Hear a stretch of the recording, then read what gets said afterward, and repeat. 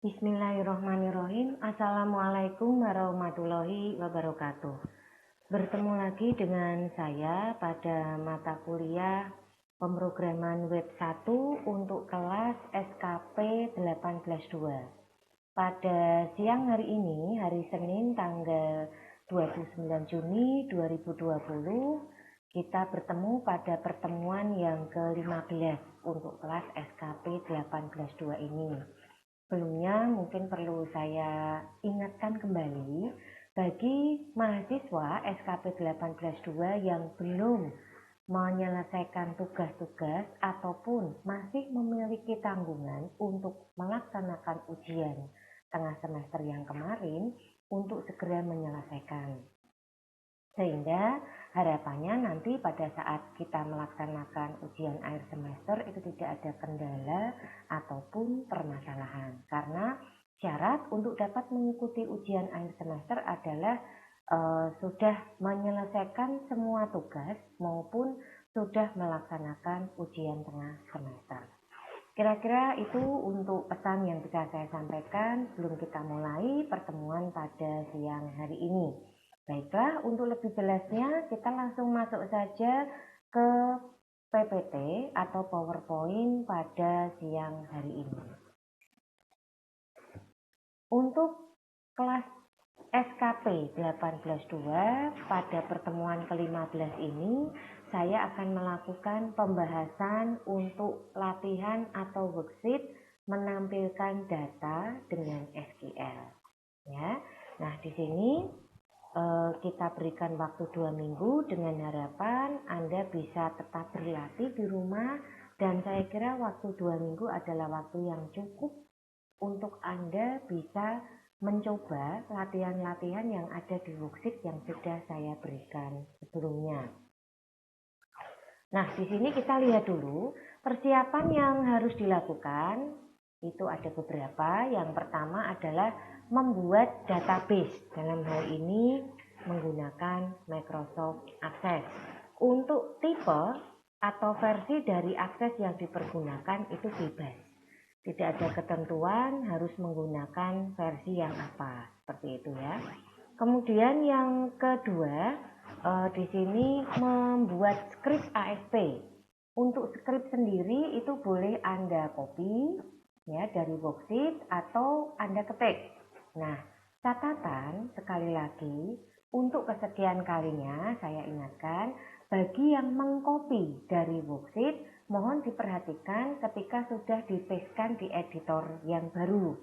Nah, biasanya dari model PDF ini akan mengalami perubahan tipe. Jadi ketika kita pastekan, maka yang seperti tanda baca ada tanda petik, ada tanda koma, titik dan sebagainya itu akan berubah menjadi teks. Kalau berubah menjadi teks berarti kedudukannya sama dengan huruf A, B, C, D, E dan seterusnya. Padahal di dalam program ASP sendiri seluruh tanda baca tadi itu memiliki fungsi perintah di dalam program. Nah, untuk mengatasi hal tersebut, maka ketika sudah Anda copy dipastekan, tolong dicek, diedit kembali. Ya, khusus tanda bacanya saja Anda ketik ulang.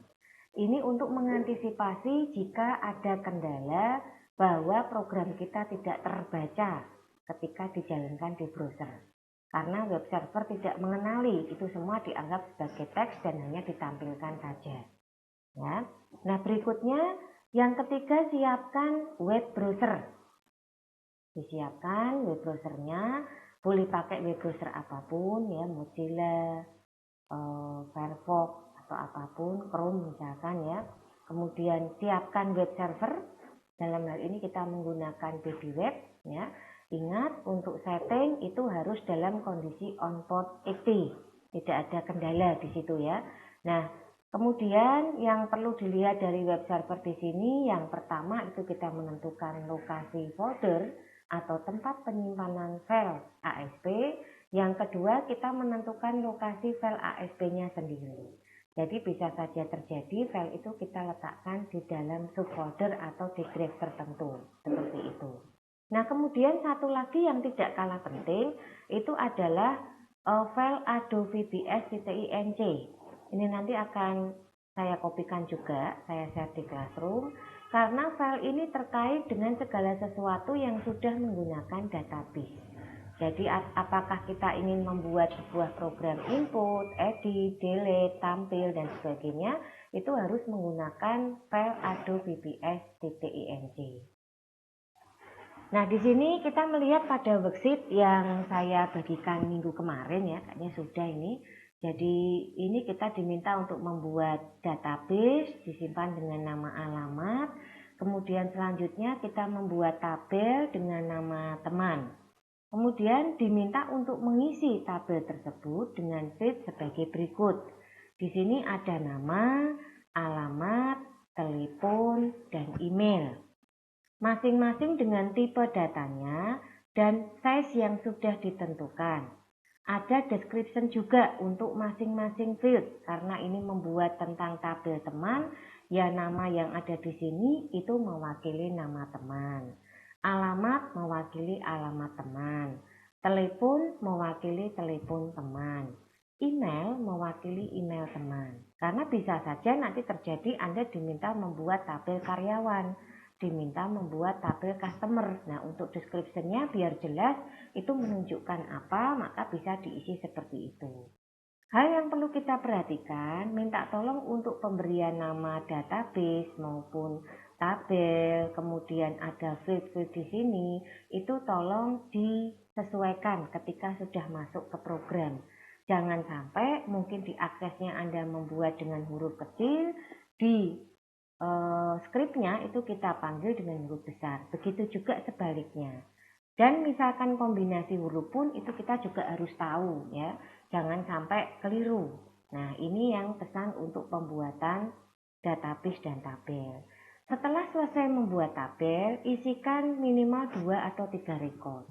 Kenapa seperti itu? Karena dalam hal ini kita membuat program menampilkan data, di mana nanti program itu akan langsung tampil. Nah, yang ditampilkan apa? Data yang sudah kita siapkan tadi, yang kita isi 2 atau 3. Jadi kalau Anda tidak mengisi tabel sama sekali, ya tidak akan kelihatan apa-apa di browser.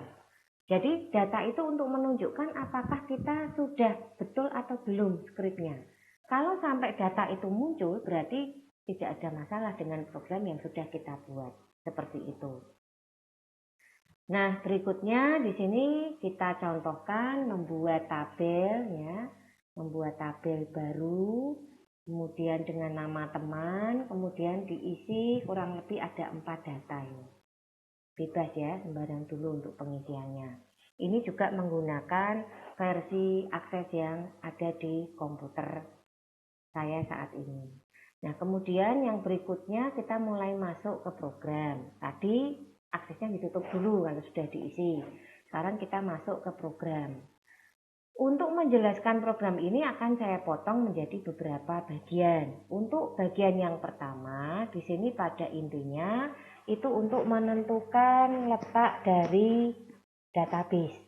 Ya, kemudian yang kedua memasukkan perintah query.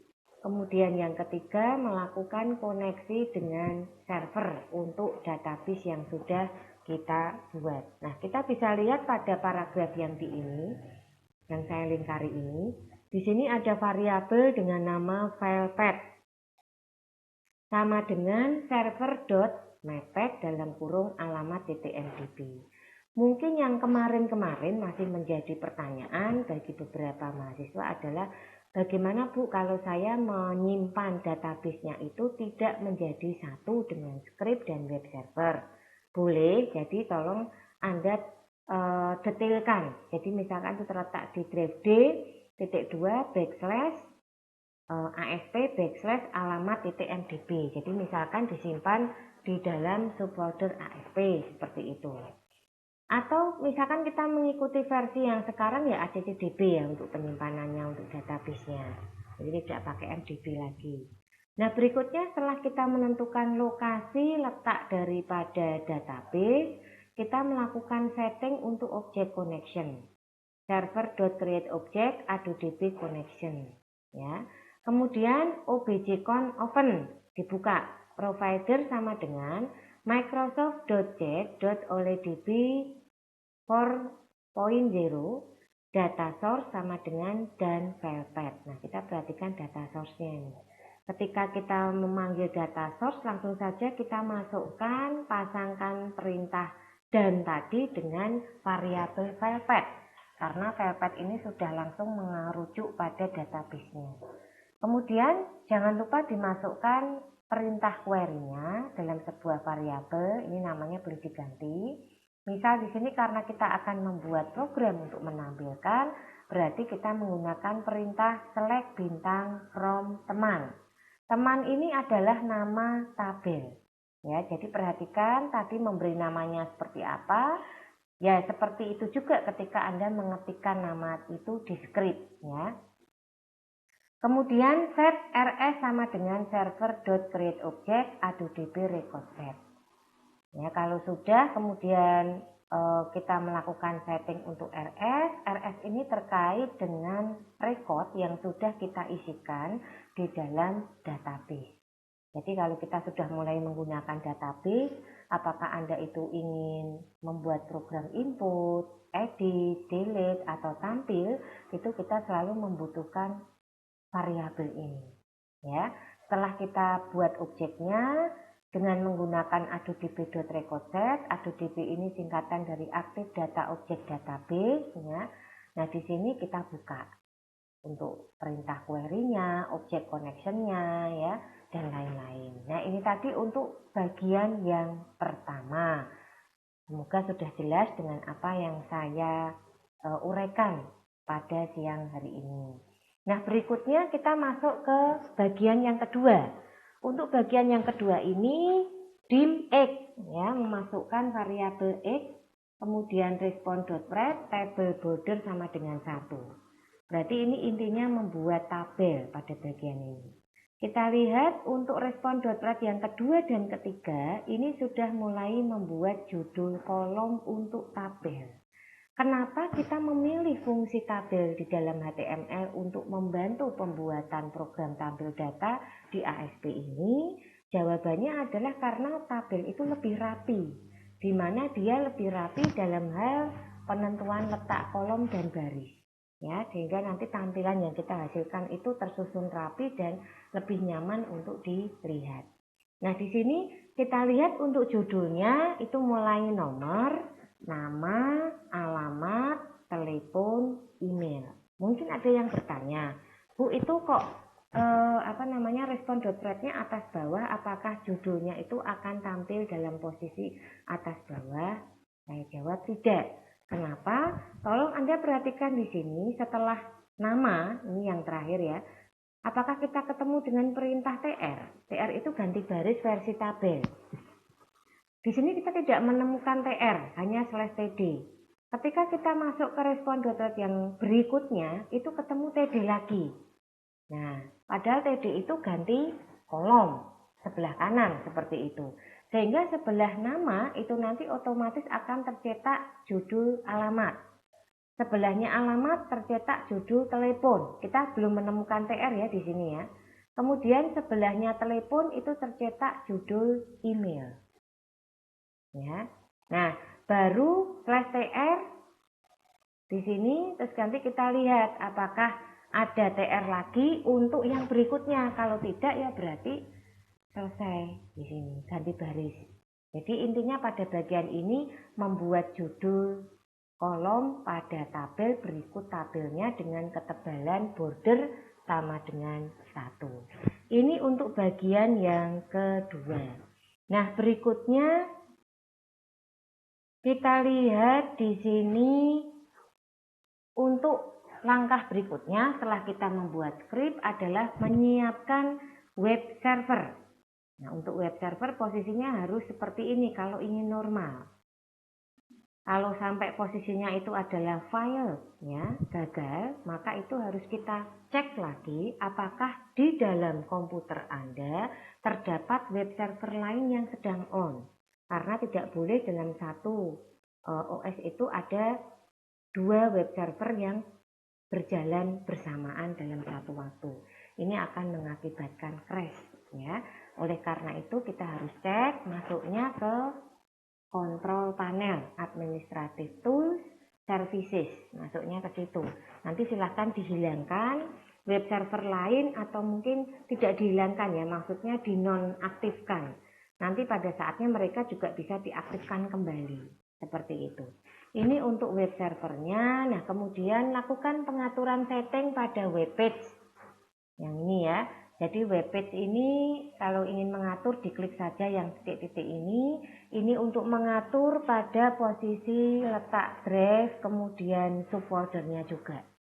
Sedangkan untuk defaultnya ya, jadi ini kita lihat ini masuk ke ASP tampil oke. Hasilnya seperti ini. Untuk yang berikutnya default page itu lebih mengacu kepada file ASP-nya langsung. Seperti itu. Jadi misalkan dicontohkan seperti ini, kalau belum muncul semua silahkan pilih file of type, itu tipenya adalah all files. Maka semua file akan ditampilkan tanpa terkecuali. Nah di sini kita pilih mana yang ASP, kalau ini sudah kelihatan pasti database ya, nggak mungkin dipilih, kita open. Nanti jadinya kalau dijalankan itu seperti ini.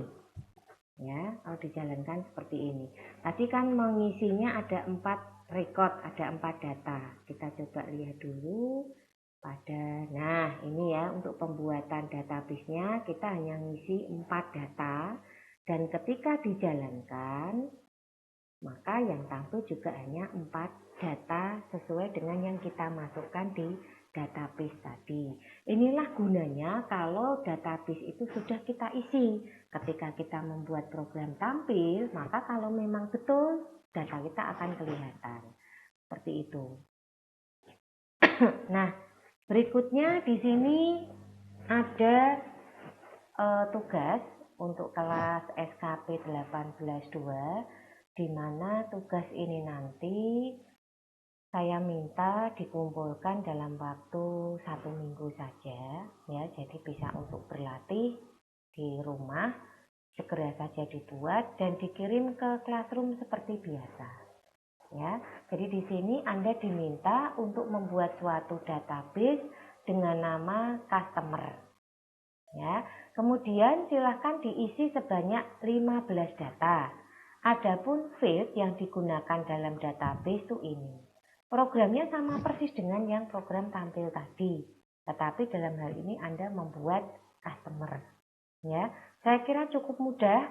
Untuk fieldnya yang digunakan itu ada nomor customer, ada nama customer, ada alamat, ada telepon, ada pekerjaan, ada cabang perusahaan, dan ada tanggal masuk. Nah, nanti ini silahkan diisi.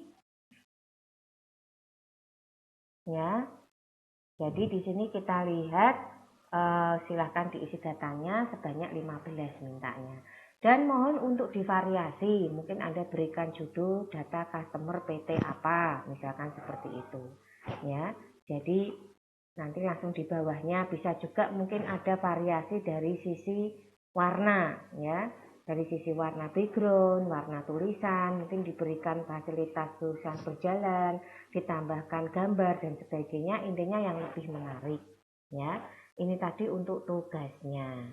Nah, itu tadi untuk materi bahasan kita pada siang hari ini untuk kelas SKP 18.2, di mana untuk materi sendiri dari SKP 18.2 itu sebetulnya sudah saya berikan ya, sudah saya share juga kemarin.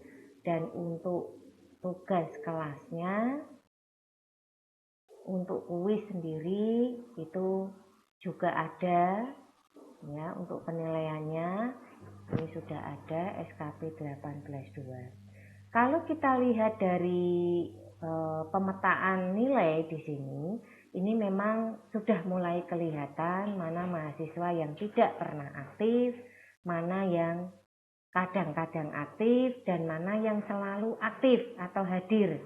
Nah, ini saya sudah memiliki beberapa data siapa saja mahasiswa yang aktif dari kelas SKP 18.2 ini dan yang tidak aktif.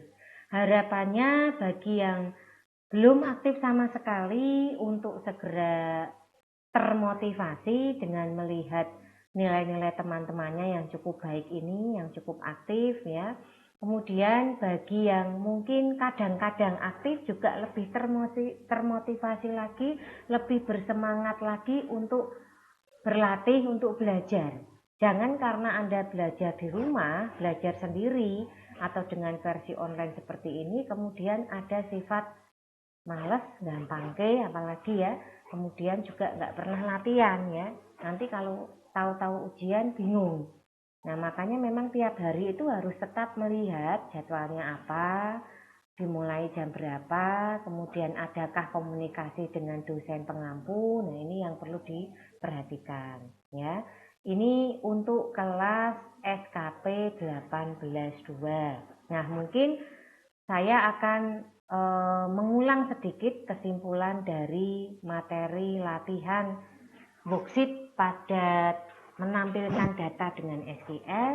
Jadi intinya di sini persiapan tuh perlu ya, penting sekali. Jadi mulai dari membuat database, nama tabel, field-fieldnya, termasuk isi rekodnya. Itu jangan sampai lupa. Kalau sudah ditutup, jangan kondisi terbuka ketika kita menjalankan program. Kemudian yang kedua, pembuatan skrip. Pembuatan skrip ini juga gampang-gampang susah. Susahnya kalau Anda tidak melakukan pengecekan pada editor. Karena terjadi perubahan tipe data, tipe teks ya, pada saat di-copy dan di-pastekan ke editor. Padahal untuk tanda baca seperti tanda koma, tanda titik, titik 2, bahkan spasi kosong itu dianggap perintah di dalam ASP. Nah, berikutnya web browser. Untuk web browser juga perlu disiapkan apa yang cukup kompatibel untuk dipakai. Kemudian web server. Untuk web server ini juga dilakukan pengecekan apakah ada masalah dengan web server lain yang juga sedang aktif pada saat bersamaan di komputer Anda. Seandainya ada masalah, saya sudah infokan bagaimana cara mengatasinya. Sudah saya berikan cara-caranya juga. Kemudian bagaimana kalau tidak ada masalah ya, langsung saja berarti posisinya on port 80 langsung kita setting. Mulai dari pengaturan letak folder sampai dengan file ASP-nya. Seperti itu. Nah, ketika dijalankan kita mungkin bisa melihat ya, jadi di sini saya melakukan persiapan untuk BB webnya. Ya, kemudian web servernya itu start on port 80, disetting di sini. Nah, ini nanti untuk mengatur dari sisi web page ataupun dari sisi default page-nya. Ya. Nah, kemudian berikutnya dengan posisi masih on, langkah selanjutnya adalah langsung kita masuk ke web browser. Kita ketikkan localhost, maka nanti akan langsung tampil data yang tadi kita masukkan. Ini versi prakteknya ya, versi prakteknya. Untuk programnya sama persis. Nah, berikutnya seperti biasa, ini kalau kita lihat dari pemberian materi pada siang hari ini untuk kelas SKP 18-2, pada akhir pertemuan itu saya selalu memberikan semacam kuis ya. Maksud daripada diberikan kuis di sini untuk melihat bagaimana pemahaman Anda terhadap materi yang sudah saya berikan. Seperti itu. Nah, di sini kita lihat lagi untuk kuis.